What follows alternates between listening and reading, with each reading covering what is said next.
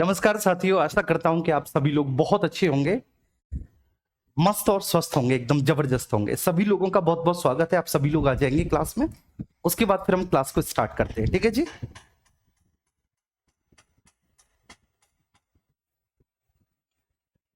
नेहा कुमारी जी नमस्ते, खुश रहो बेटा। नेहा जी, हिमांशु यादव है, अनुराग यादव है, मनीष कश्यप जी हैं, मनीष जी नमस्ते, सौम्या तिवारी हैं, शिवानी नागर हैं, गुंजन पांडे जी हैं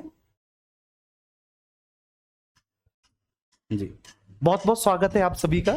मुकेश कनौजिया हैं, सोनिया सिंह हैं, प्रतिभा चौहान जी हैं, शिव सागर हैं, ठाकुर जी हैं, मोहित है, अनंत मिश्रा हैं, सत्य प्रकाश हैं, दिलीप जी हैं, अंकित कुमार हैं, सुमित जी हैं, मुकेश हैं। आप सभी का बहुत बहुत स्वागत है जी। ठीक है, सभी लोगों का बहुत बहुत स्वागत है। सभी लोग क्लास में आ जाएंगे जी। ठीक है, आइए प्लीज सब लोग क्लास में आइए, फिर हम क्लास को स्टार्ट करते हैं। आ जाइए सब लोग क्लास में आइए।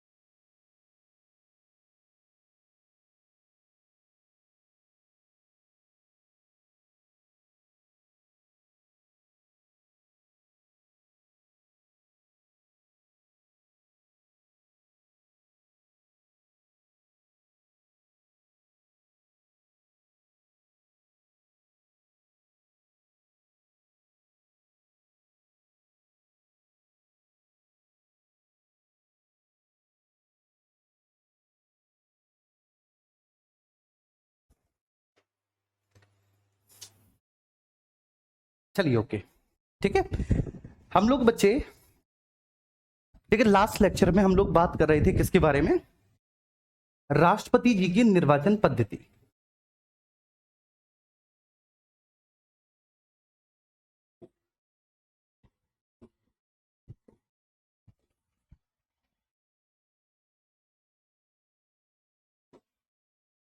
राष्ट्रपति की निर्वाचन पद्धति पर थे।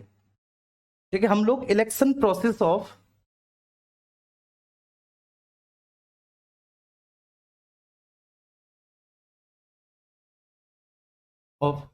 प्रेसिडेंट के बारे में चर्चा कर रहे थे। ठीक है भैया, यहीं पर तो थे हम लोग। इलेक्ट्रल प्रोसेस ऑफ प्रेसिडेंट, तो हम लोग भैया इसके बारे में हमारी बातचीत चल रही थी। जो इलेक्ट्रल प्रोसेस ऑफ प्रेसिडेंट है, जो राष्ट्रपति की निर्वाचन पद्धति है, उसके बारे में जिक्र कहां पर किया गया है? आर्टिकल 55 में इसका जिक्र है। अच्छा, इस प्रोसेस को हमने कहां से लिया है? ठीक है, मैं आपसे पूछूं तो आप कहेंगे सर इस प्रोसेस को हमने आयरलैंड के संविधान से लिया है, आयरिश कॉन्स्टिट्यूशन से इस प्रोसेस को हमने लिया है। ठीक है, ये बात सभी को समझ में आ रही है?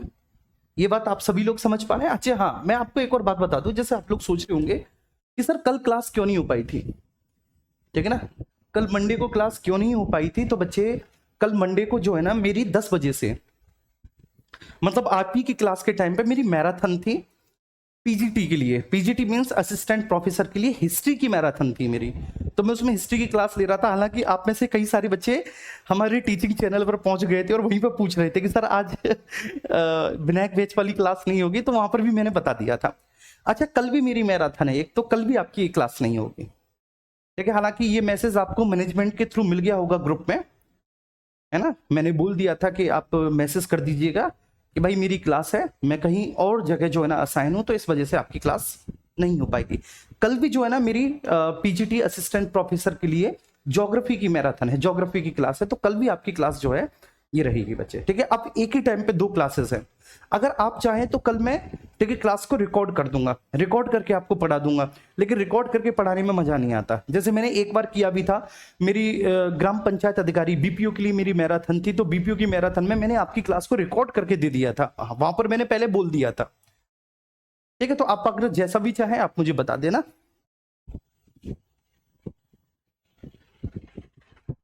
ठीक है, अच्छा, कोई मैसेज नहीं मिला आपको? कोई मैसेज नहीं मिला? अरे यार, चलिए एक बच्चा कह रहा है ठीक है सर आज भी क्लास मत लो। बाबू ये मेरे हाथ में थोड़ी नहीं है, आप बताओ क्या मेरे हाथ में है कि मैं ठीक है। अच्छा ऐसा है कि मैं आपकी क्लास नहीं ले रहा, लेकिन आपकी क्लास नहीं ले रहा तो मैं आराम कर रहा हूं। मैं आराम नहीं कर रहा बच्चे, आपकी क्लास तो 1 घंटे की है, लेकिन जो मैं मैराथन ले रहा हूँ वो 3 घंटे 4 घंटे 5 घंटे की है। जब बीपीओ वाली मैराथन ली थी वो मैंने 8.5 या 7.5 घंटे की मैराथन ली थी। तो ऐसा थोड़ी नहीं कि आपकी क्लास ना करके मैं आराम कर रहा हूँ, मैं कहीं और किसी जगह असाइन हूं मुन्ना, और जो मुझे आदेश मिलता है वो मैं करता हूँ, जिस विषय को भी पढ़ाने को मिलता है वो विषय मैं पढ़ाता हूँ, है ना। चलिए आइए, तो हमने ये आयरलैंड के संविधान से लिया है। तो सबसे पहले हमने ये कल समझ लिया था, मतलब लास्ट लेक्चर में हमने कल जान लिया था कि सिंगल ट्रांसफरेबल वोटिंग सिस्टम क्या है, एकल संक्रमणीय मत पद्धति क्या है, एकल संक्रमणीय मत पद्धति क्या है, ठीक है, ये हमने जान लिया था। और मुझे नहीं लगता कि सिंगल ट्रांसफरेबल वोटिंग सिस्टम में किसी को किसी भी तरह का कोई भी इश्यू हुआ होगा, ठीक है। चलिए अब आपको एक बात ध्यान रखनी है, मैं आपको एक बात समझा रहा हूं। जब राष्ट्रपति साहब का चुनाव होता है ना, तो हम 2 चीजों की गणना करते हैं, हमेशा ध्यान रखना। राष्ट्रपति के चुनाव में ठीक है 2 चीजों की गणना की जाती है। किन किन चीजों की, ये मैं आपको बताता हूं। राष्ट्रपति के चुनाव में ठीक है सबसे पहले तो मेरे प्यारे बच्चे ठीक है हम लोग इस बात को काउंट करते हैं कि वोटों की संख्या कितनी है राष्ट्रपति के चुनाव में। तो सबसे पहले तो काउंट किया जाता है द नंबर्स ऑफ वोट, वोटों की संख्या, नंबर्स ऑफ वोट, ठीक है। सबसे पहले तो हम ये काउंट करते हैं नंबर ऑफ वोट्स। और मैंने आपको बताया था कि जिसको भी बच्चे ठीक है वैलिड वोट का, जो वैलिड वोट्स हैं, जिसको भी वैलिड वोट का 50% प्लस 1 मिल जाएगा, ठीक है, वह चुनाव जीत जाता है।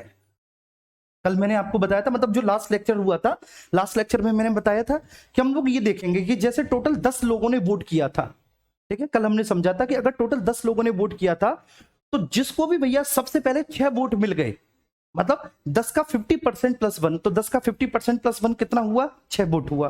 तो जिसको भी 6 वोट मिल गए वह चुनाव जीत जाता है, ठीक है, बड़ा स्वाभाविक सा प्रोसेस है, ठीक है। तो यहां पर सबसे पहले तो हम नंबर्स ऑफ वोट, ठीक है, तो हम देखेंगे कि वैलिड वोट्स का 50% प्लस 1 जिसको भी मिल जाएगा, ठीक है, वो चुनाव जीत जाएगा, लेकिन सबसे पहले किसको मिलेगा, वो चुनाव जीतेगा, ठीक है। दूसरा हम यहां पर पता है एक और चीज ज्ञात करते हैं, वोटों की वैल्यूज, ठीक है, वोटों की संख्या, और दूसरा हम बच्चे वोटों का मूल्य। राष्ट्रपति के चुनाव में ये ध्यान रखना 2 चीजें काउंट की जाती हैं, ठीक है, not even a numbers of vote, हम केवल नंबर ऑफ वोट ही नहीं काउंट करते, बल्कि हम ये भी काउंट करते हैं कि वोटों का मूल्य कितना है, वैल्यूज ऑफ वोट कितनी है, तो वैल्यूज ऑफ वोट भी काउंट किया जाता है, वोटों का मूल्य भी काउंट किया जाता है, ठीक है सर, वैल्यूज ऑफ वोट्स भी। अब ये वोटों की संख्या हम कैसे काउंट करते हैं ये तो हमने देख लिया था, वोटों की संख्या को तो हमने समझ लिया था। मुझे नहीं लगता कि वोटों की संख्या में किसी को किसी भी तरह का कोई भी इश्यू होगा। आपने देखा था कि हम यहाँ पर चॉइस सिस्टम होता है, हम चॉइस लिखते हैं कि अगर मैं चाहता हूं है ना कि ये व्यक्ति राष्ट्रपति बने तो उसके नाम के सामने मैं 1 लिख दूंगा, और अगर मैं उसको नंबर 1 पर पसंद नहीं करता, किसी दूसरे को पसंद करता हूं, तो मैं किसी दूसरे के सामने नंबर 1 लिख दूंगा। लेकिन फिर वहां पर जिसके सामने मैं नंबर 1 लिख रहा हूं, इसका मतलब है मेरी पहली प्रायोरिटी वही है कि वही राष्ट्रपति बनना चाहिए।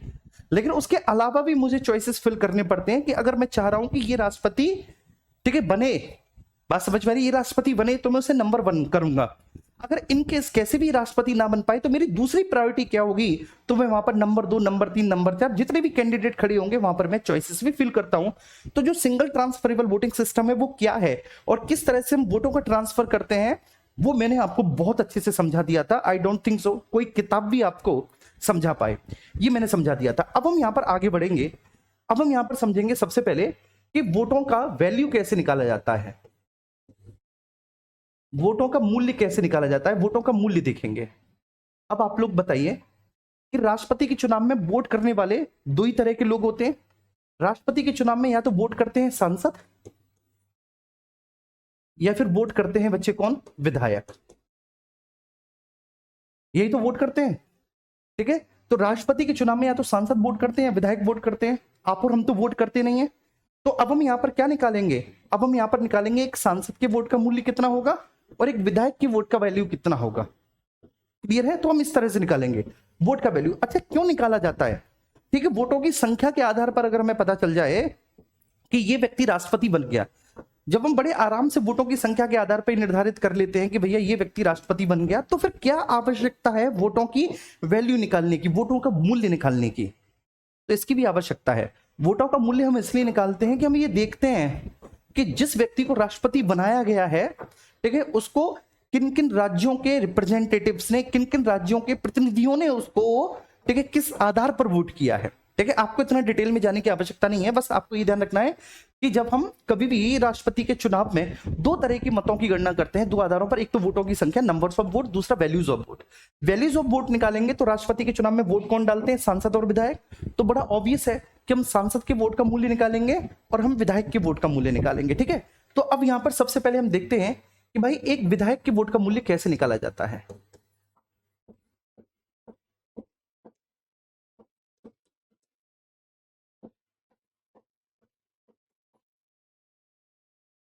विधायक के वोट का मूल्य कैसे निकाला जाता है? बड़ा सिंपल सा प्रोसेस है विधायक की वोट का वैल्यू निकालने का, विधायक की वोट का मूल्य निकालने का। तो भाई आप जिस भी राज्य के विधायक का वोट वैल्यू निकाल रहे हैं, ठीक है, जैसे आप सपोज दैट फॉर एग्जांपल मैं उत्तर प्रदेश में एक विधायक की वोट का वैल्यू निकाल रहा हूं। उत्तर प्रदेश के एक विधायक का, उत्तर प्रदेश के एक विधायक के वोट का वैल्यू निकाल रहा हूं मैं। ठीक है, मान के चलिए बच्चे, उत्तर प्रदेश के एक विधायक के वोट का वैल्यू हम लोग निकाल रहे हैं। ठीक है, तो हमें यहां पर यह ध्यान रखना होगा कि जब हम उत्तर प्रदेश के एक विधायक के वोट का वैल्यू निकाल रहे हैं तो दो चीजें आती हैं।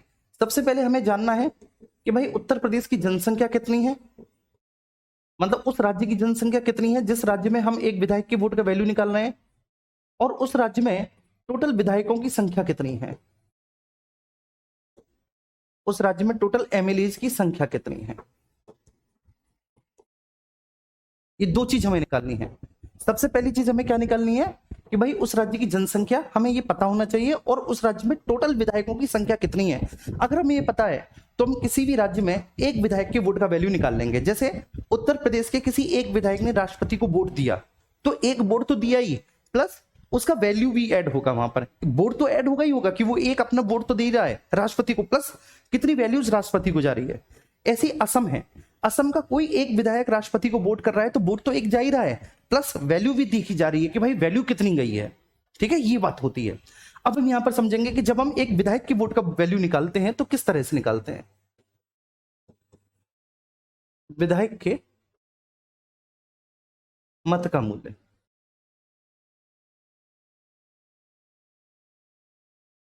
ठीक है, विधायक के वोट का वैल्यू। तो विधायक के वोट का वैल्यू हम निकालेंगे तो सबसे पहले बच्चे हम क्या करेंगे कि राज्य की जनसंख्या को ऊपर लिखेंगे अंश में। जिस राज्य के विधायक का वैल्यू हम निकाल रहे हैं उस राज्य की जनसंख्या को हम ऊपर रखेंगे। मैं फिर से बोल रहा हूं, ठीक है, जिस भी राज्य के विधायक के वोट के वैल्यू को हम निकाल रहे हैं, जिस भी राज्य के विधायक के वोट के वैल्यू को हम लोग निकाल रहे हैं, ठीक है, उस राज्य की जनसंख्या को हम ऊपर रखेंगे और उसमें हम भाग दे देंगे भैया जी, पता है किसका, ठीक है, कुल विधायकों की संख्या का। उस राज्य में कुल विधायकों की संख्या कितनी है, कुल विधायकों की संख्या का भाग दे देंगे। क्या मेरी बात समझ में आ रही है? बड़ा सिंपल सा कॉन्सेप्ट है। तो कुल विधायकों की संख्या का हम क्या कर देंगे, भाग दे देंगे, और प्लस गुणा कर देंगे हर में हम 1000 का, गुणा कर देंगे हम हर में कितना, 1000 का। अब हम इसको आगे सॉल्व करते हैं, थोड़ा सा मैथमेटिकल वैल्यू है, ठीक है, आप लोग सॉल्व करना है इसको मेरे साथ। तो सपोज लेट मान के चलिए कि हम फॉर एग्जांपल, मैंने जैसे कि आपको बताया कि हम उत्तर प्रदेश में देख रहे हैं कि उत्तर प्रदेश के एक एमएलए के वोट का वैल्यू कितना होता है। हम ये देख रहे हैं उत्तर प्रदेश के एक एमएलए के वोट का वैल्यू कितना होता है। तो हमें सबसे पहले ये जानना है कि उत्तर प्रदेश की जनसंख्या कितनी है बच्चे, तो लगभग 20 करोड़, इकाई, दहाई, सैकड़ा, हजार, 10,000, लाख, 10 लाख, करोड़, 10 करोड़, 20 करोड़ जनसंख्या हो गई। इकाई, दहाई, सैकड़ा, हजार, 10,000, लाख, 10 लाख, करोड़, 10 करोड़, 20 करोड़ जनसंख्या।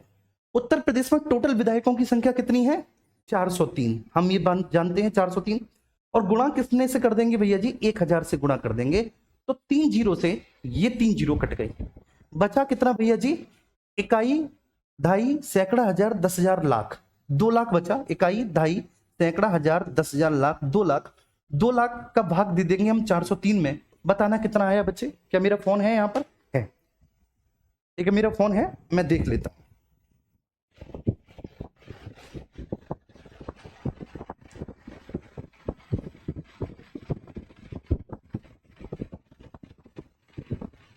ठीक है, 2 लाख को जब हम 403 से डिवाइड करेंगे तो लगभग 112 आ रहा है।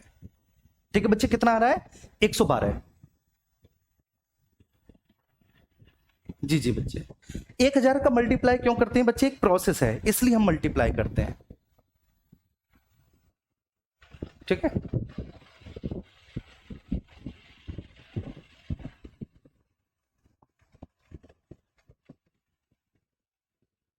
ठीक।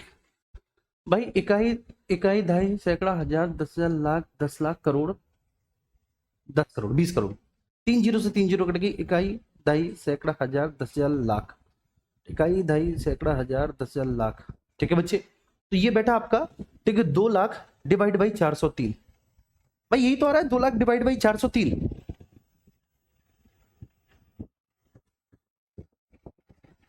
ठीक है, यही तो आ रहा है ना, 2 लाख डिवाइड बाई 403। 2 लाख ही तो आ रहा है, या 20 लाख आएगा? भाई इकाई, ढाई, सैकड़ा, हजार, 10,000, लाख, 10 लाख, 10 लाख, करोड़, 10 करोड़, 20 करोड़ है। 403, 3 जीरो से 3 जीरो कट गई, डिवाइड बाई 403, 496। तो ये कितना आया बेटा? 496, 496 आया। वेरी गुड, ठीक है, थैंक यू सो मच। तो ये आया बच्चे 496, 10 कुछ आ रहा है। तो उत्तर प्रदेश के एक विधायक के वैल्यू कितना होगा? 403 होगा। अब जैसे मान के चलिए कि उत्तर प्रदेश के कोई विधायक है, तो उत्तर प्रदेश के किसी भी विधायक ने, यह ध्यान रखना, मान के चलो बच्चे, उत्तर प्रदेश के किसी भी विधायक ने, किसी भी विधायक ने, ठीक है ना, राष्ट्रपति के लिए वोट दिया, राष्ट्रपति के लिए वोट दिया। उत्तर प्रदेश के किसी भी विधायक ने राष्ट्रपति के लिए वोट किया, ठीक है, तो 2 चीजें एक ऐड होंगी। एक तो वोट की संख्या, और दूसरा वोट का वैल्यू। 496, 2 चीजें जाती हैं। एक, नंबर्स ऑफ वोट, वोट की संख्या जाएगी, नंबर्स ऑफ वोट, वोट की संख्या, और दूसरा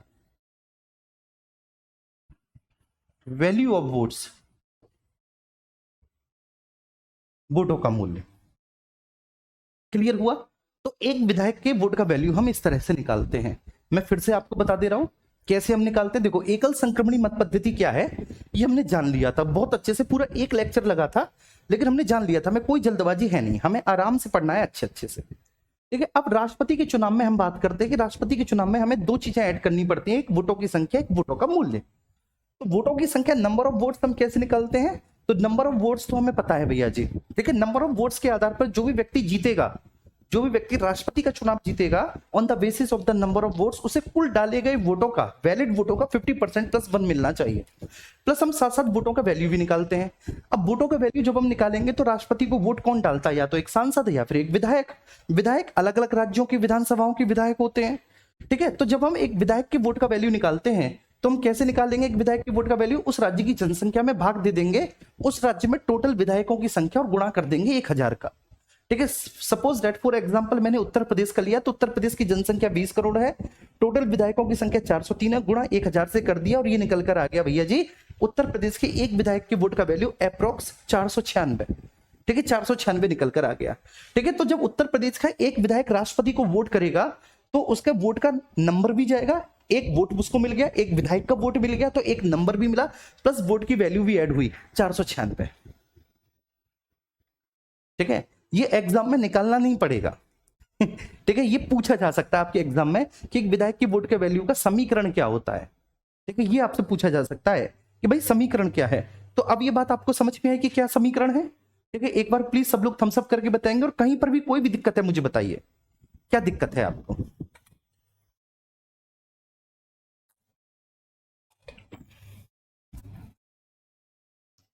नहीं, 1000 से जो हम ठीक है ना इसको भाग देते हैं वो सभी राज्यों के केस में लागू होता है। हाँ, एमपी के लिए भी यही फॉर्मूला होगा, एमपी की जनसंख्या बट्टे एमपी में टोटल विधायकों की संख्या गुणा 1000। ठीक है, सभी राज्यों के लिए एक ही होगा ये।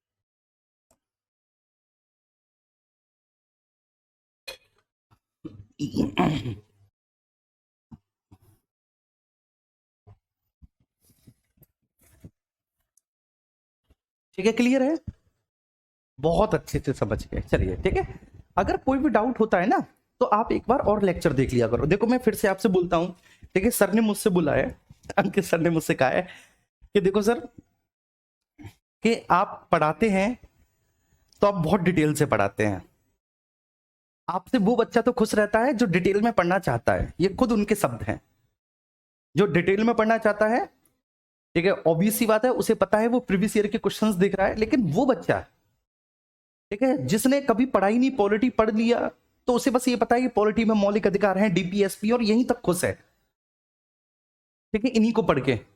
तो उसे आप समझाते हुए चलें साथ साथ कि मेरे भाई प्रीवियस ईयर देखो, और आपको जो है ना प्रीवियस ईयर देखकर ही आगे तय करना है कि आपको किस लेवल की पढ़ाई करनी है। ठीक है, अच्छा ये बताइए कि मैं भी तो अपने कंफर्ट जोन में जा सकता था, मैं भी तो आपको शुरुआत में ये मौलिक अधिकार, मौलिक कर्तव्य और ये डीपीएसपी पढ़ा सकता था, रटवा सकता था, आप लोग वाह वाह बोलते कि वाह सर क्या मजा आ रहा है। बताइए, मेरा भी तो कंफर्ट जोन है, एक टीचर का भी कंफर्ट जोन होता है सरल चीज पढ़ाना। क्यों नहीं जा रहा मैं अपने कंफर्ट जोन में?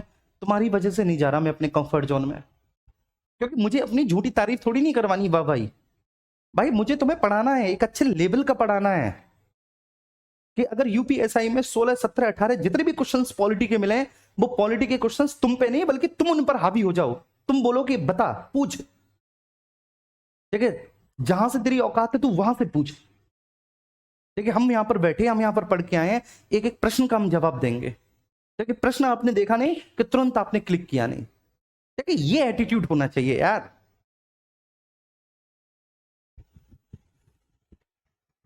ठीक है, ऑब्वियस सी बात है ना, पेपर क्रैक करना है ना, 17 का पेपर देखो पसीने छूट जाएंगे। ठीक है मुन्ना, मैं इसलिए बोल रहा हूं, तो इसलिए सर सीक्वेंस में नहीं पढ़ा रहे। भाई तुम्हें कैसे पता मैं सीक्वेंस में नहीं पढ़ा रहा? मैं पिछले 8-9 सालों से पॉलिटी पढ़ा रहा हूं, और पॉलिटी नहीं, ठीक है, तुम यूपीएसआई की तैयारी कर रहे हो यार, तुम सोचो बच्चे, यूपीएसआई, मैं पीजीटी जो असिस्टेंट प्रोफेसर बनेंगे उनके लिए मैं हिस्ट्री पढ़ा रहा हूं, ज्योग्राफी पढ़ा रहा हूं मैं उन बच्चों को। ठीक है, तो मुझे बहुत बेहतर पता है भाई। ठीक है, आप परेशान मत हुआ करो। हाँ, आप में कोई कमी है आप उसका सुधार करो कि भाई मुझ में क्या कमी है, मैं क्यों नहीं समझ पा रहा। ठीक है, वहां पर आप देखो। ठीक है, क्लियर। चलिए, अब ऐसे ही हम भैया यहां पर हम बात करेंगे, तो अब हम एक सांसद के मत का मूल्य निकालेंगे। मत का मूल्य देखो, जीएस में कभी भी कोई भी विषय अगर रटना ना हो, समझना हो, और एक एक क्वेश्चन फोड़ना हो, ठीक है, तो कभी मुझसे पढ़ना इत्मीनान में, शांति के साथ, अपने दिमाग के आयामों को बिल्कुल खोल के मुन्ना।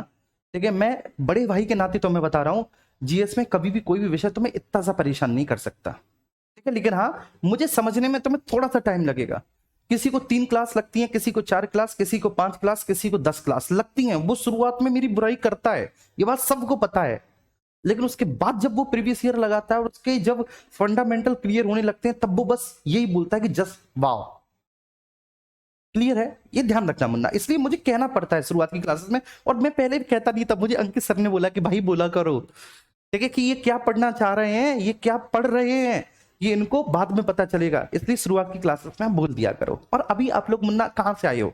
आप लोग उस ग्रामीण पृष्ठभूमि से आए हो कि जहां पर आपने, ठीक है, हाई स्कूल में 9th में 8th में ये सिविक्स, ठीक है, ये हिस्ट्री, ये पॉलिटी, ठीक है, या फिर ये ज्योग्राफी कभी आपने याद नहीं की, कभी आपने समझी नहीं, कभी आपने इन विषयों को महत्व दिया ही नहीं। आपके जो टीचर थे वो बोल देते थे कि पहले क्वेश्चन का आंसर यहां से यहां तक, इस पैराग्राफ से इस पैराग्राफ तक आप लिख लेते थे, रट लेते थे, आपने उसको कभी समझा नहीं, आपने कभी उसके कॉन्सेप्ट को जाना नहीं। एसएसटी हम सब लोग ऐसे ही पढ़ के आए, हम सब यूपी माध्यम के हैं, यूपी बोर्ड के हैं सब लोग, हम हिंदी माध्यम के, हम ऐसे ही पढ़ के आए हैं सारी चीजों को। मैंने भी बच्चे ऐसी ज्योग्राफी में, हिस्ट्री में, इकोनॉमी में, ऐसे मैंने भी मास्टर के कहने पर बेटा टिक लगाए हैं, पैराग्राफ के पैराग्राफ रट लिए और पेपर में दे आए, हमने कभी समझा ही नहीं। तो इसमें गलती हमारी नहीं है। आइए अब हम एक सांसद के मत का मूल्य निकालते हैं।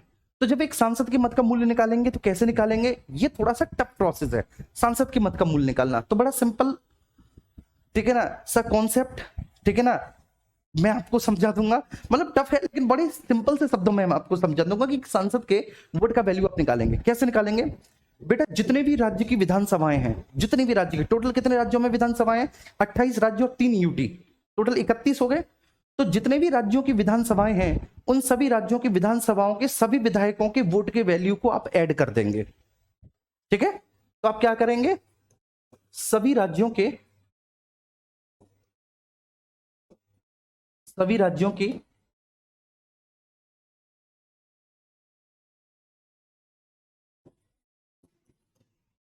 विधानसभाओं के, ठीक है बच्चे, सभी विधायकों के, सभी राज्यों की विधानसभाओं के सभी विधायकों के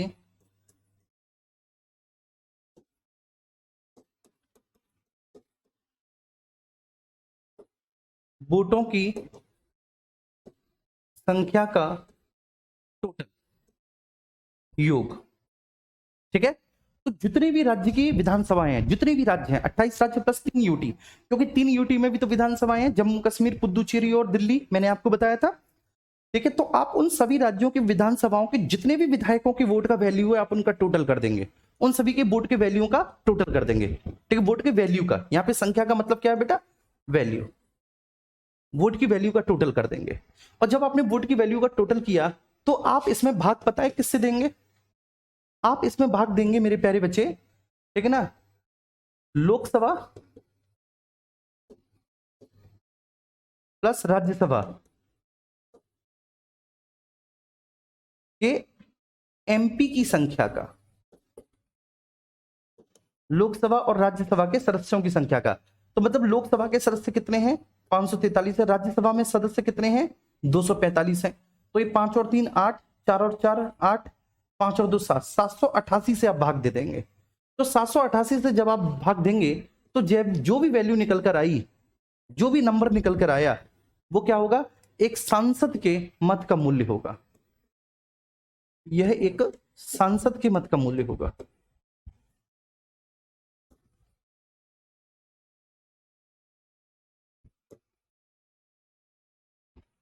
एक सांसद के मत का मूल्य होगा। ठीक है, क्लियर है, एक बार बोलेंगे।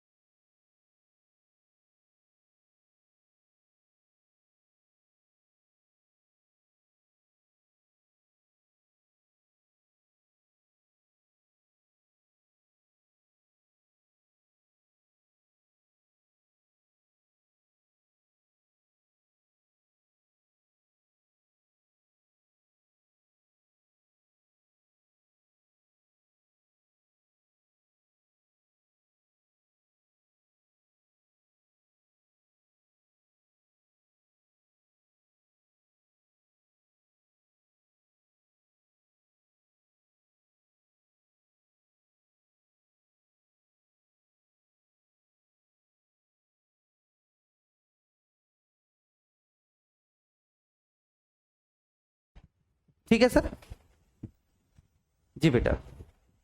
अब चलिए, अब एक साहब कह रहे हैं कि सर सांसद कौन होते हैं।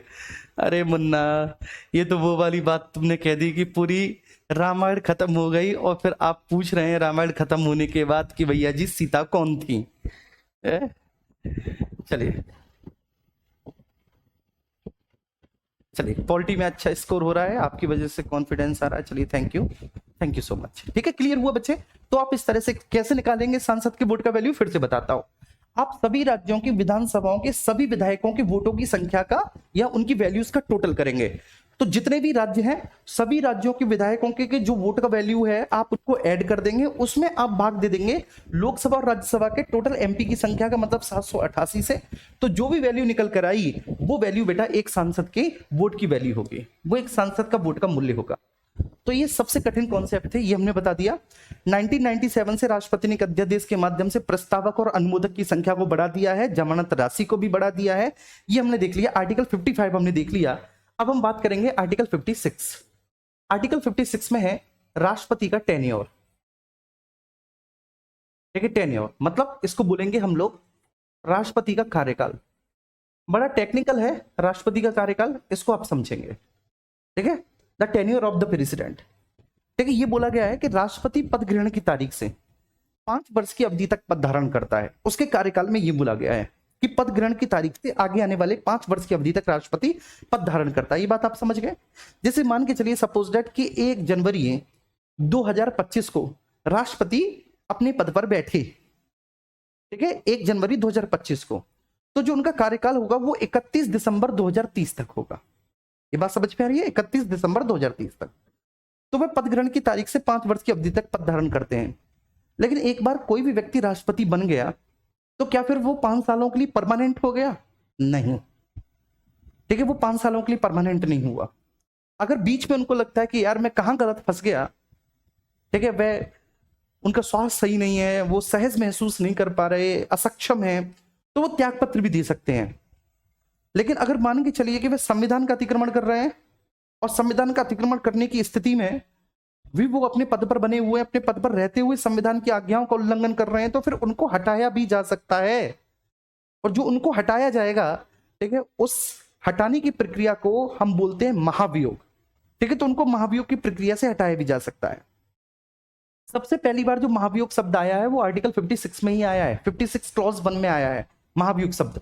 लेकिन जो महाभियोग की प्रक्रिया है, महाभियोग की प्रक्रिया के बारे में जो डिस्कस किया है वह आर्टिकल 61 में डिस्कस किया है, the process of the impeachment. लेकिन महाभियोग शब्द जो इंट्रोड्यूस हुआ है वो आर्टिकल 56 में इंट्रोड्यूस हुआ है। ठीक है, अब हम यहां पर पढ़ते हैं क्या है भैया आर्टिकल 56, जरा इसको समझते हैं। ठीक है, प्लीज सब लोग यहां पर फोकस करेंगे। तो इसमें राष्ट्रपति का कार्यकाल है और बोला है कि वह पद ग्रहण की तारीख से 5 वर्ष की अवधि तक पद धारण करता है।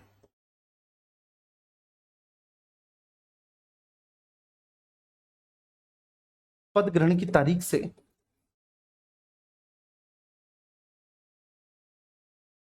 5 वर्ष की अवधि तक पद धारण करता है।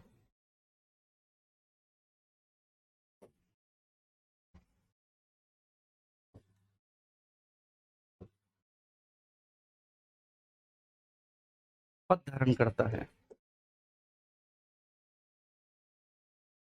क्लियर है बच्चे? पद ग्रहण की तारीख से 5 वर्ष की अवधि तक पद धारण करेगा, ये सिंपल सी बात है। दूसरा क्या है, वह समय से पहले त्याग पत्र देकर अपना पद भी त्याग सकता है, ये 56 में बोला है। वह समय से पहले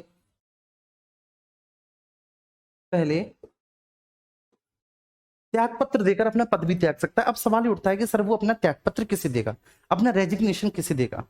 तो उपराष्ट्रपति को देगा। जो उपराष्ट्रपति होंगे उनको अपना रेजिग्नेशन देगा अपने हस्ताक्षर सहित लेख द्वारा। ठीक है, ऑन राइटिंग कहते हैं ना कि ऑन राइटिंग दो। एक जैसे मान के चलिए कि मैं जिस संस्था में काम करता हूं तो मुझे 3 दिन की छुट्टी चाहिए कि भाई मुझे 3 दिन की छुट्टी दे दीजिए। ठीक है, तो जो मेरा एचआर है वो क्या बोलता है कि सर आप ऑन राइटिंग दो कि आपको 3 दिन की छुट्टी चाहिए। तो ऑन राइटिंग समझ के मतलब लिख के देना है। ठीक है, और उस पर मेरे हस्ताक्षर भी होने चाहिए कि यस आई एडमिटेड, कि मैंने लिखा है ना जी। तो ऐसी बोला है कि वह समय से पहले उपराष्ट्रपति को संबोधित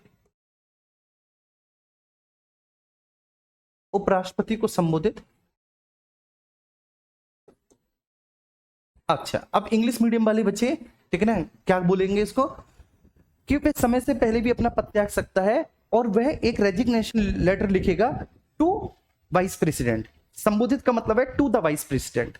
जैसे हम लोग लिखते थे ना बचपन में, कभी भी जब हम स्कूल में एप्लीकेशन लिखते थे छुट्टी के लिए, तो टू द प्रिंसिपल, फिर स्कूल का नाम और लिख दिया कि sir I beg to say that I am suffering from fever since 2 days या 3 डेज या जो भी कुछ है।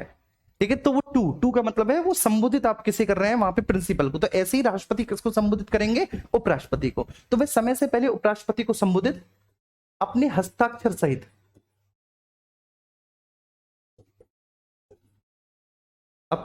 सहित त्यागपत्र द्वारा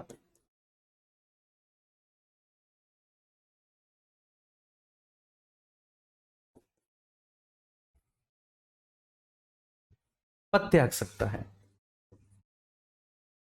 पद त्याग सकता है।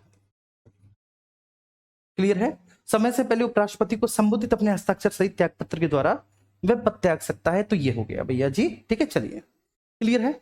अच्छा, अगर मान के चलिए उसका कार्यकाल समाप्त हो गया, 1 जनवरी 2025 को वह राष्ट्रपति बना था, 1 जनवरी 2025 को राष्ट्रपति बना था और 31 दिसंबर 2030 को उसका कार्यकाल पूरा हो गया, लेकिन अगला ही राष्ट्रपति का तब तक चुनाव नहीं हुआ। ठीक है, उनका तो कार्यकाल समाप्त हो गया, जैसे मैं राष्ट्रपति हूं तो 2030 तक मेरा कार्यकाल समाप्त हो जाएगा, 31 दिसंबर 2030 तक, लेकिन नए राष्ट्रपति जो हैं उनके चुनाव नहीं हुए। तो जैसे मेरा कार्यकाल खत्म हुआ, क्या मैं चल दूंगा अपनी सीट से उठ के कि नहीं भाई मेरा तो कार्यकाल खत्म हो गया, मैं तो जा रहा हूं? नहीं, बोला गया है 56 में कि कार्यकाल की समाप्ति के बाद भी वह तब तक पद पर बना रहेगा जब तक कि उसका सक्सेसर मतलब उत्तराधिकारी पद ग्रहण ना कर ले। ये इसी में बोला है, ठीक है। तो कार्यकाल की समाप्ति के बाद भी वह तब तक पद धारण करेगा जब तक कि उसका उत्तराधिकारी पद ग्रहण ना कर ले।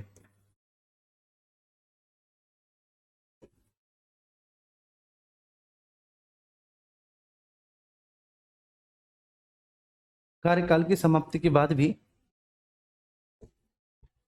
वह तब तक पद धारण करता है, तब तक पद धारण करता है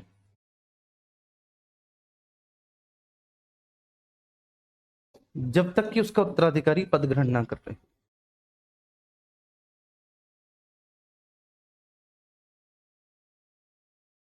जब तक कि उसका उत्तराधिकारी पद ग्रहण ना कर ले, पद ग्रहण ना कर ले। आगे बात समझ में भैया? ना कर ले।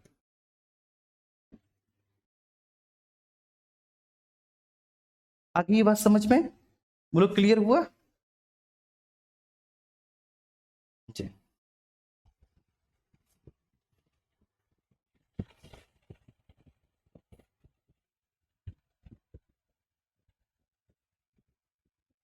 ठीक है बेटा, क्लियर है।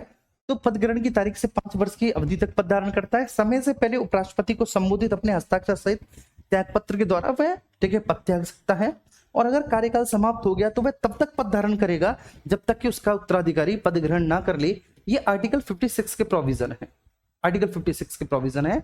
और आर्टिकल 56 में ही लिखा गया है, 56 क्लॉज 1 में पता है एक और पॉइंट लिखा गया है, उस पॉइंट को मैं यहां पर लिख देता हूं, ठीक है।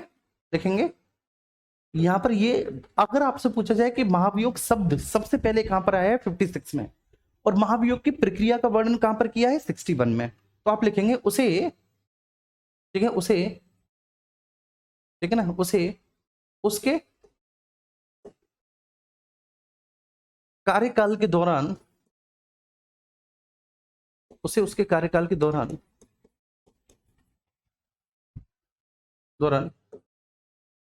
उसके पद से, उसके पद से हटाया भी जा सकता है। उसे उसके कार्यकाल के दौरान उसके पद से हटाया भी जा सकता है, जा सकता है,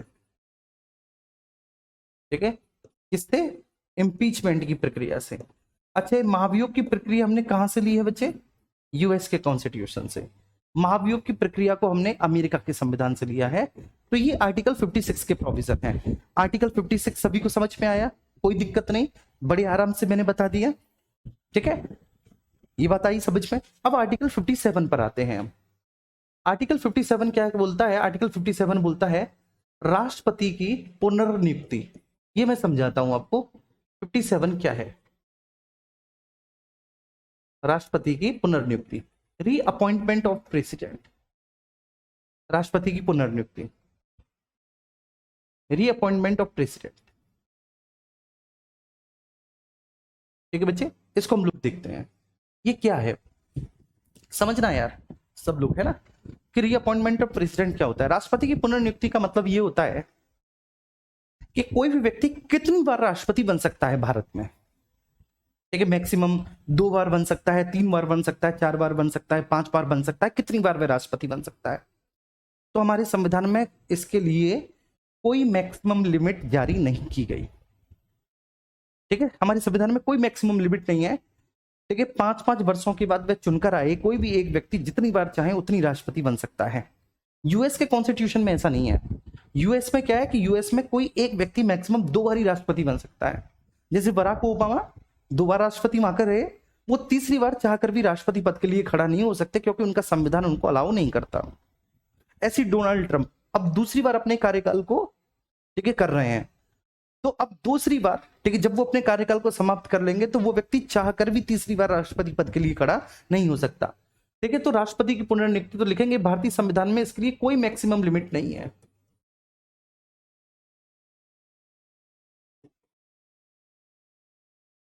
भारतीय संविधान में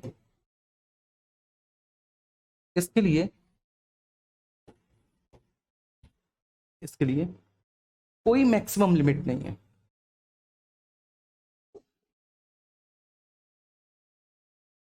कोई मैक्सिमम लिमिट नहीं है। एक व्यक्ति जितनी बार चाहे उतनी बार राष्ट्रपति बन सकता है।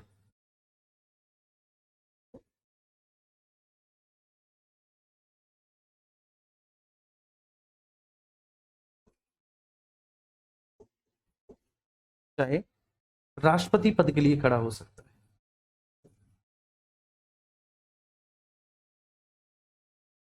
पद के लिए उम्मीदवारी प्रस्तुत कर सकता है और जीत सकता है, प्रस्तुत कर सकता है।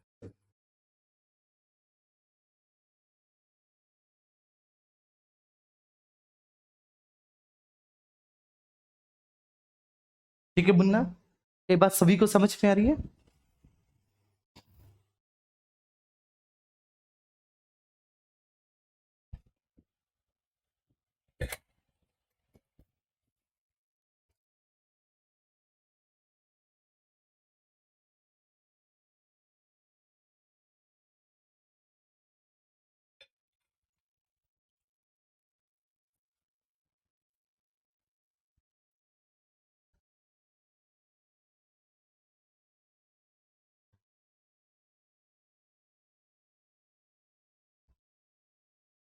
तो भारतीय संविधान में इसके लिए कोई मैक्सिमम लिमिट है ही नहीं।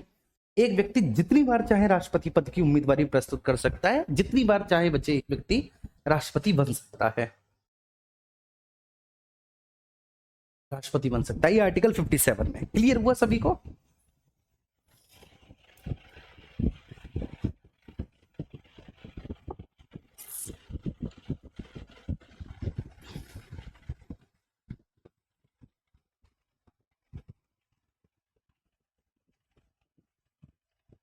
अच्छा, आपके कमेंट बॉक्स में अपनी खुद की भी कहानियां चलती रहती हैं, कई शिकायतें होती हैं कि सर आप मेरा कमेंट क्यों नहीं पढ़ते। ठीक है सर, आप मुझे इग्नोर क्यों कर रहे हैं? मुन्ना, मैं तुम्हें इग्नोर क्यों करूंगा? मैं तुम्हारा टीचर हूं, मैं तुम्हें क्यों इग्नोर करूंगा?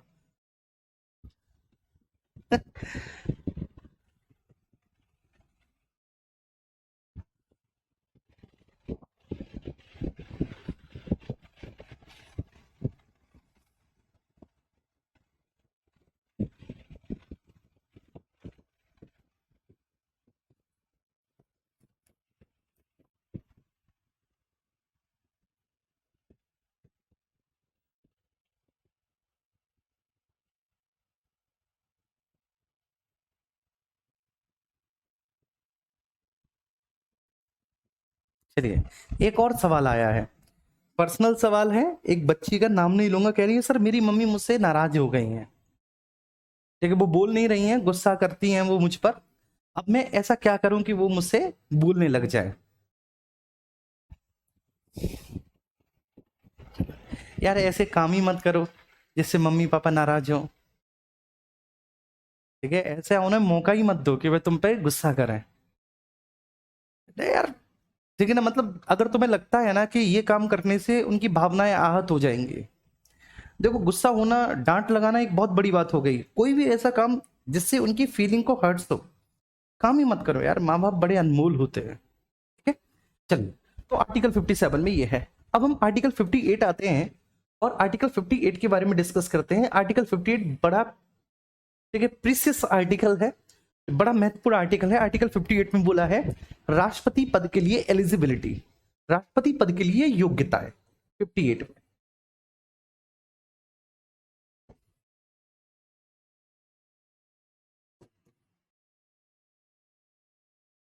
योग्यता है एलिजिबिलिटी ऑफ प्रेसिडेंट।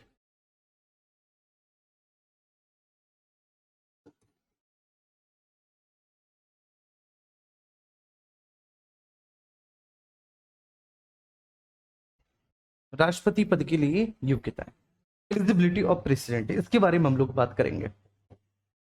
चलिए सब लोग यहाँ पर बहुत अच्छे से समझेंगे कि राष्ट्रपति पद के लिए योग्यताएं क्या होती हैं। ठीक है, what is the eligibility of president, मतलब अगर आप राष्ट्रपति बनना चाह रहे हैं, ठीक है, तो आपके पास कौन कौन सी योग्यताएं होनी चाहिए। मैं तो ये मान के चल रहा हूँ प्रवीण यादव है, ठीक है, प्रवीण यादव क्या कह रहे हैं, साधारण बहुमत। अच्छा चलो,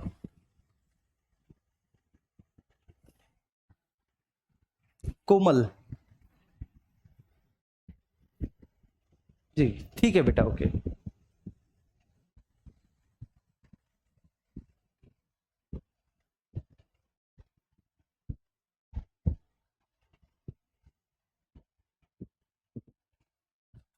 अच्छा, पुनर्नियुक्ति, ठीक है, चलिए इस पे रा की मात्रा यहाँ चढ़ेगी, ठीक है।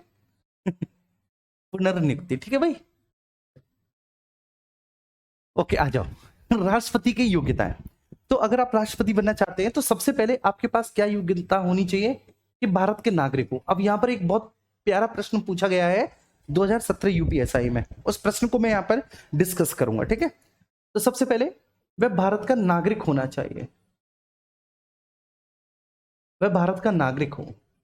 अच्छा एक बात ध्यान रखना, भारत का नागरिक, तो भारत का नागरिक अगर कोई भी व्यक्ति है तो वह बच्चे 5 आधारों पर भारत का नागरिक हो सकता है। 5 आधारों पर, सबसे पहले है कि जन्म से।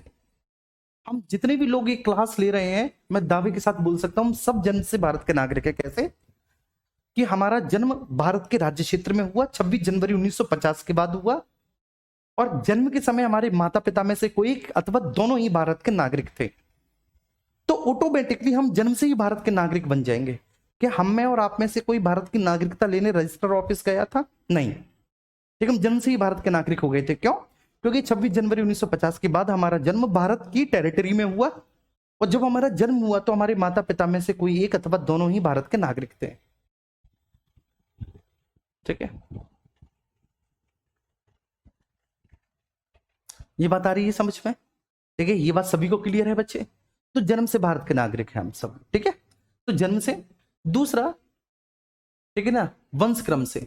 वंश क्रम से नागरिक हम तब मिलते हैं हमको नागरिकता बच्चे, ठीक है, जब किसी भी बच्चे का जन्म भारत के राज्य क्षेत्र से बाहर होता है, किसी दूसरे देश में होता है, लेकिन माता पिता में से कोई एक भारतीय हो, तो वंश क्रम से नागरिकता मिलती है। तीसरा है रजिस्ट्रेशन से, पंजीकरण से, बाया रजिस्ट्रेशन। चौथा है नेचुरलाइजेशन, देसीकरण से, और पांचवा है अर्जित क्षेत्र से। देखो अब यूएस के कॉन्स्टिट्यूशन में और हमारे कॉन्स्टिट्यूशन में क्या अंतर है। यूएस के कॉन्स्टिट्यूशन के अकॉर्डिंग, मतलब यूएस मींस आप समझ गए ना बच्चे, अमेरिका, तो अमेरिका के संविधान के अकॉर्डिंग कोई भी व्यक्ति अगर वहां का राष्ट्रपति बनना चाह रहा है तो वह जन्म से ही वहां का नागरिक होना चाहिए। अकॉर्डिंग टू यूएस कॉन्स्टिट्यूशन, कोई भी व्यक्ति जो अमेरिका का राष्ट्रपति बनना चाह रहा है तो उसको जन्म से ही अमेरिका का नागरिक होना है, जन्म से ही। हमारे यहाँ कोई जरूरी नहीं है, हमारे यहाँ कोई व्यक्ति बस केवल भारत का नागरिक हो, जरूरी नहीं कि वह जन्म से ही हो। अगर वह वंश क्रम से भी भारत का नागरिक हो, या फिर वो पंजीकरण से उसने भारत की नागरिकता ली हो, या फिर देसीकरण से उसने भारत की नागरिकता ली हो, या फिर बच्चे ठीक है किसी भी क्षेत्र के भारत में शामिल होने के बाद ठीक है उसे भारत की नागरिकता मिली हो, तो वह भारत का नागरिक बस होना चाहिए। किसी भी प्रकार की प्रोसेस से हो, डज नॉट मैटर, वह बस केवल भारत का नागरिक हो तो वह राष्ट्रपति पद का चुनाव लड़ सकता है। लेकिन दूसरी योग्यता है कि वह अपने जीवन के 35 बसंत पूरा कर चुका हो, मतलब वह 35 वर्ष की आयु पूरा कर चुका हो, 35 वर्ष की आयु पूरी कर चुका हो, आयु पूरी कर चुका हो।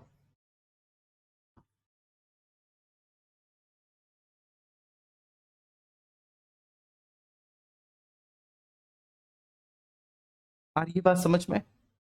35 वर्ष का हो चुका हो, 35 वर्ष की आयु पूरी कर चुका हो। मुन्ना एक बार थम्स अप करो। 35 वर्ष की आयु। दूसरी योग्यता उसके बारे में ये है। तीसरी योग्यता, अगर कोई व्यक्ति राष्ट्रपति पद के लिए खड़ा होना चाहता है तो ये बोला गया है कि वह लोकसभा का सदस्य चुने जाने की योग्यता रखता हो। ऐसा क्यों बोला? इनडायरेक्टली बोला है कि वह लोकसभा का सदस्य चुने जाने की योग्यता रखता हो। चुने जाने की योग्यता।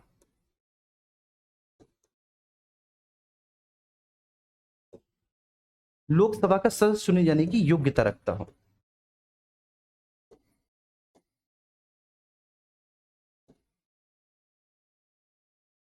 ठीक है भाई, ये बात आ रही है ना समझ में? अब इसका मतलब क्या हुआ यार, मुझे बताओ यार, क्या मतलब हुआ कि लोकसभा का सदस्य चुने जाने की योग्यता रखता हो? बोलो।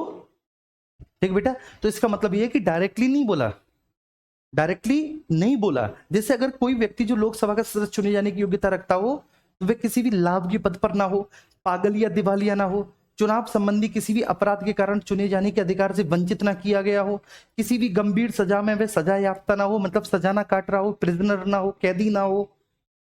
ठीक है, तो लोकसभा के सदस्य चुने जाने के लिए कुछ योग्यताएं हैं, कुछ सर्टेन एलिजिबिलिटी है कि अगर कोई व्यक्ति लोकसभा का सदस्य बनना चाह रहा है तो पागल नहीं होना चाहिए, दिवालिया नहीं होना चाहिए, ठीक है ना, किसी भी गंभीर अपराध में सजा काटने वाला व्यक्ति नहीं होना चाहिए, ठीक है, चुनाव संबंधी किसी भी अपराध के कारण उसको चुने जाने के अधिकार से वंचित नहीं किया जाना चाहिए, किसी लाभ के पद पर नहीं होना चाहिए। तो वो डायरेक्टली नहीं बोला, इनडायरेक्टली बोला। क्यों? क्योंकि देश का सबसे बड़ा पद है, देश के सबसे बड़े पद के लिए हम एलिजिबिलिटीज की बात कर रहे हैं, योग्यताएं की बात कर रहे हैं, तो क्या हम ये डायरेक्ट लिखेंगे कि हमको ये शोभा देगा? नहीं, हमने इनडायरेक्टली लिख दिया, इनडायरेक्टली। जैसे ठीक है, एक बात होती है कि कभी भी झूठ मत बोलो, ठीक है, ये बोल दिया कि भाई कभी भी झूठ मत बोलो, झूठ बोलना पाप होता है, ये सब।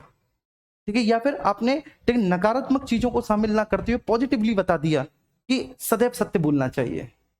ठीक है, ईमानदारी और सत्यता सबसे अच्छी नीति होती है, सबसे अच्छी पॉलिसी होती है, आप इस तरह से बोल सकते हो। ठीक है, आपने देखा होगा कि जब पिताजी डांटते हैं, ठीक है, तो दो तरह से डांटते हैं। आपने देखा होगा किस तरह से डांटते हैं कि एक तो आंखों आंखों में ही वो आपको डर दिखा देते हैं, ठीक है, आपसे बोलते नहीं है, नाराज हो जाते हैं, आप समझ जाते हैं। एक तो इस तरह के पिताजी होते हैं। दूसरे पिताजी इस तरह के होते हैं कि वो बहुत गुस्सा करेंगे, अब्यूज भी करेंगे, मार पिटाई भी कर देंगे। ठीक है, तो दूसरे ऐसे ही होते हैं, वो भी डराने की कोशिश कर रहे हैं, और जो गुस्सा हो गए हैं, आंख दिखा रहे हैं, ठीक ना, वो भी आपको कहीं ना कहीं डराने की कोशिश कर रहे हैं, लेकिन दोनों का अलग अलग है जो व्यवहार है। तो ऐसे ही यहां पर हमारे संविधान का व्यवहार कैसा है कि उन्होंने डायरेक्टली नहीं बोला कि भाई राष्ट्रपति के लिए हम डायरेक्टली कैसे बोलते हैं, इतना बड़ा पद है कि पागल ना हो। ठीक है, तो इसलिए उन्होंने इनडायरेक्टली बोल दिया लोकसभा की आड़ में, क्योंकि लोकसभा के सदस्य चुने जाने की अगर योग्यता रखता होगा तो ये सारी चीजें तो उसमें होंगे ही नहीं। आर्टिकल 58 में उसके पद के लिए योग्यता है। लोकसभा और राज्यसभा के एमपी में डिफरेंस क्या है, सागर में यहीं पे बता दूं। लोकसभा और राज्यसभा के एमपी में डिफरेंस क्या है? राष्ट्रपति छोड़ दूं फिर मैं बता दूं, फिर तुम लोग कहोगे सीक्वेंस में नहीं पढ़ाते सर, पता नहीं कहां से कहां चले जाते हैं सर।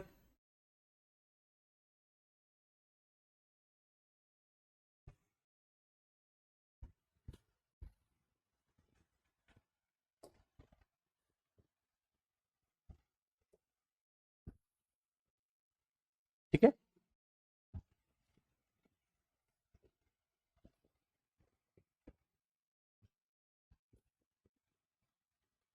चलिए, तो ये सारी बातें समझ में एक बार प्लीज बताएंगे।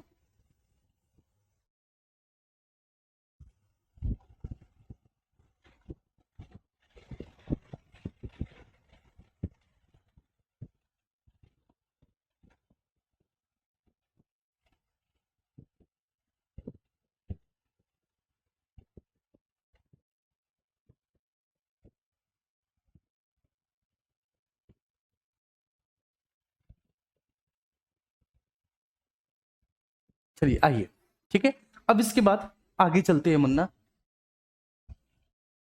ठीक है, अब राष्ट्रपति के पद के शर्तें हो गई।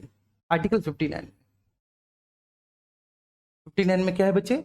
राष्ट्रपति की पद के लिए शर्तें।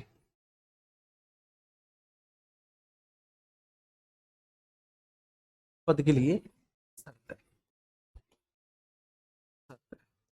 कंडीशंस। ठीक है, ये बहुत महत्वपूर्ण है, जरा इसको समझना। राष्ट्रपति के पद के लिए शर्तें मैं एक डायग्राम के माध्यम से बताता हूं तुमको, राष्ट्रपति के पद के लिए क्या क्या शर्तें चाहिए। ठीक है, देखो सबसे पहली शर्त बोली गई है कि किसी ऑफिस ऑफ प्रॉफिट, किसी लाभ के पद पर ना हो। लाभ का पद मैं आपको बता दे रहा हूं अभी मोटा मोटा। लाभ का पद का मतलब होता है कि केंद्र सरकार या किसी भी राज्य सरकार के अधीन वह कोई अधिकारी या कर्मचारी ना हो। जैसे आप लोग जब दरोगा बन जाओगे तो आप राज्य सरकार के अधीन एक कर्मचारी हैं जो राज्य सरकार से वेतन ले रहे हैं। बात समझ में आ रही है? दरोगा बन गए या फिर आप कांस्टेबल बन गए, सिपाही बन गए, तो राज्य सरकार के अंतर्गत आप एक ऐसे कर्मचारी अधिकारी हैं जो राज्य सरकार से वेतन ले रहे हैं, क्योंकि आप पुलिस में हैं और पुलिस राज्य सूची का विषय है।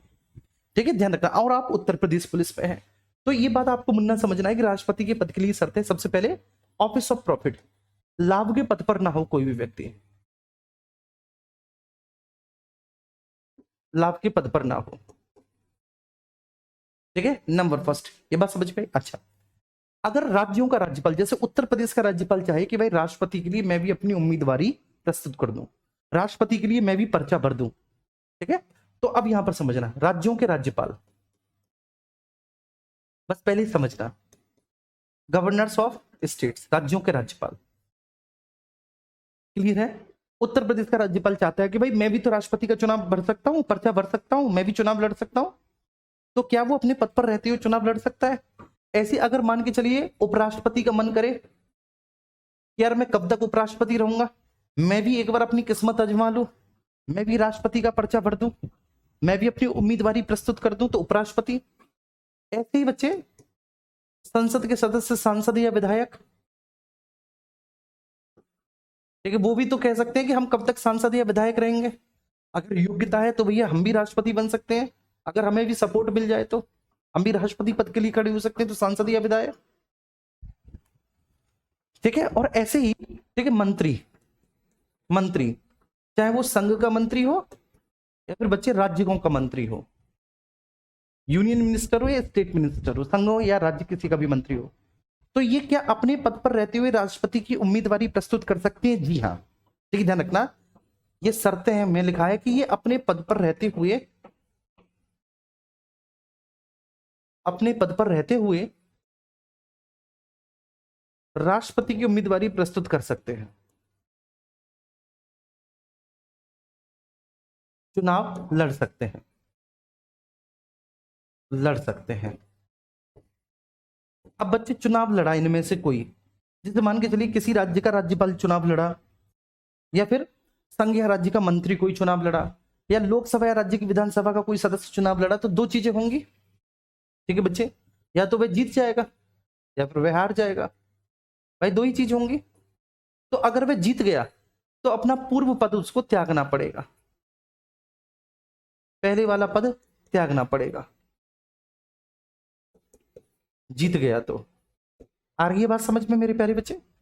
अगर जीत गया तो अपना पुराना वाला पद, जैसे वह किसी राज्य का राज्यपाल था तो ठीक वहां से रिजाइन देना पड़ेगा, उपराष्ट्रपति था तो उसे उपराष्ट्रपति का पद त्यागना पड़ेगा, सांसद या विधायक था तो त्यागना पड़ेगा, मंत्री था संघ या राज्य का तो ये पद उसको त्यागना पड़ेगा। और हार गया तो वो अपने पूर्व पद को कंटिन्यू कर सकता है, अगर राष्ट्रपति का चुनाव हार गया तो पूर्व पद को कंटिन्यू कर सकता है,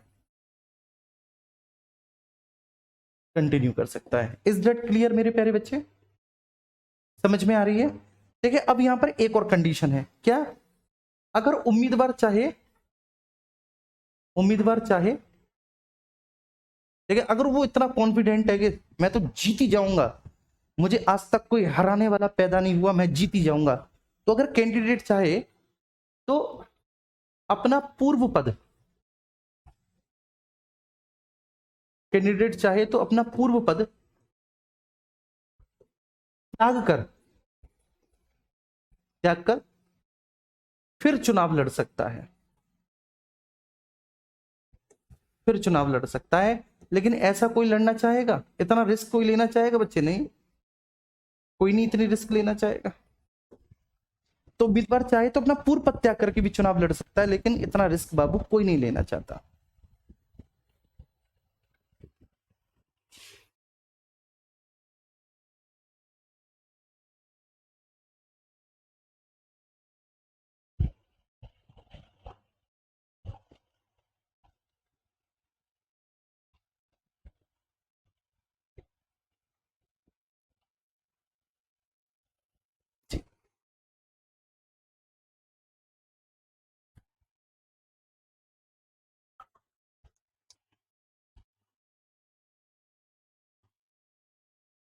ठीक है जी। चलिए, बहुत बहुत धन्यवाद आप सभी का कि आप सभी ने ये क्लास ली, आपको बहुत अच्छे से समझ में आया, बहुत बढ़िया से समझ में आया। ठीक है, थैंक यू सो मच बच्चे। ठीक है, पढ़ो बाकी का। आप लोगों का काम केवल पढ़ना है। ठीक है, तो इसलिए बच्चे पढ़ो, पूरा मन लगा के पढ़ो। ठीक है, होंगे कोई छोटे मोटे काम आप पर और भी होंगे, घर का भी काम करते होंगे, जो गांव से होंगे वो थोड़ा खेती बाड़ी का, पशुओं का काम भी कर लेते होंगे, लड़कियां घर का वैसे ठीक है ना काम कर लेती होंगी, खाने पीने बनाने का। लेकिन असली चैलेंज तो यही है कि आप काम करते हुए भी पढ़े। ठीक है, वो टाइम मैनेज आपको खुद करना पड़ेगा, क्योंकि आप अपने भाग्य के विधाता स्वयं है। कोई और दूसरा व्यक्ति बेटा आपका भाग्य लिखने नहीं आता, आपको स्वयं अपने बल पर ठीक है अपने आप को स्थापित करना है। कम से कम कोशिश करो जीवन में मदद लेने की। ठीक है, बैसाखियों का सहारा कम से कम लेने की कोशिश करो, ज्यादा से ज्यादा कोशिश करो कि हम खुद इतने सक्षम अपने दम पर बने, मेहनत करने पर बने कि हम सफल हो जाए। ये बात हमेशा ध्यान रखना। ठीक है, गुरु या जो आपका मार्गदर्शक होता है, जो यहाँ पर कैमरे के सामने आपको पढ़ा रहा है, उसका काम केवल यही है कि आपके कॉन्सेप्ट क्लियर करना, प्रीवियस ईयर में जो क्वेश्चंस पूछे गए हैं उनके आधार पर आपकी रणनीति बनाना। ठीक है, आपको मार्ग दिखाना, आपको भटकने से बचाना। ठीक है, लेकिन ठीक है आपको खुद ही करना होगा, मेहनत तो आपको खुद ही करनी होगी। क्योंकि देखो एक बात बताओ, हम लोग कितने स्टूडेंट्स पढ़ाते हैं, आप ही के बैच में ठीक ना 1-1.25 लाख से ऊपर स्टूडेंट है, अब 1.5 लाख हो चुके होंगे इसमें। ठीक है, 1.5 लाख में से दरोगा कितने बनेंगे, आप खुद सोचिए। ठीक है, 1%, 1% से भी कम, बाकी के 99% असफल होंगे ना। तो वो जो असफल हुए हैं, वो असफल ठीक है अपनी ही वजह से हुए हैं, क्योंकि मास्टर तो वही एक था उनको पढ़ाने वाला, वो सबको एक जैसा पढ़ा रहा था, वो सबको सेम पढ़ा रहा था। और जो सफल हुए वो भी अपने दम पर हुए। तो सफल भी आप अपने दम पर हो गए, असफल भी आप अपने दम पर हो गए। ठीक है, टीचर का तो बस केवल इतना महत्व तो आपकी जिंदगी में होता है कि वो आपके कॉन्सेप्ट क्लियर करते हैं, बस मेहनत आप ही को करनी होगी। ठीक है बच्चे, थैंक यू सो मच।